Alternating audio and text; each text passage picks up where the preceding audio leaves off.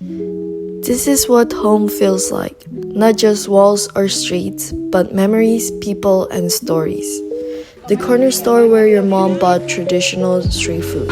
The park where you learned to ride a bike. The sound of music from your neighbor's window. It's a place that feels like yours, but what happens when all of that starts to disappear? So what is gentrification? Gentrification is when wealthier people and businesses move into working class neighborhoods. Rents and prices goes up.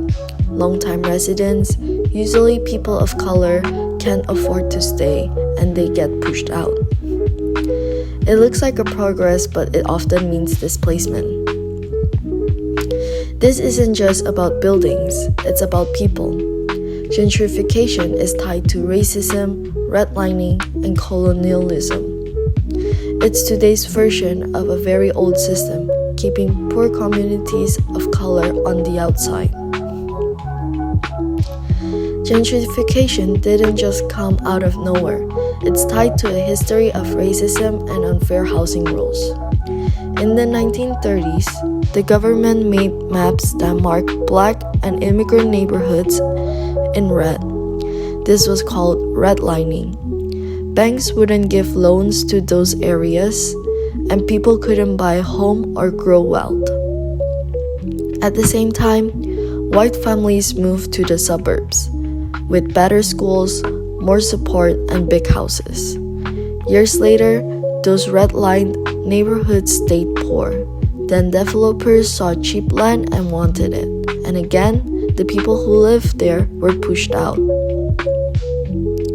I've seen how this play out in Indonesia, specifically Surabaya, the city I grew up from, where neighborhoods once full of small markets and long-time residents are being replaced by luxury apartments and malls.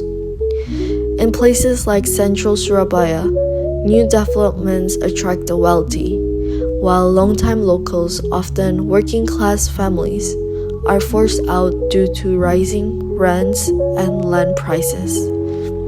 Streets that used to feel alive with culture and history now feel unfamiliar. Places where people built memories are gone, and local food stalls disappears.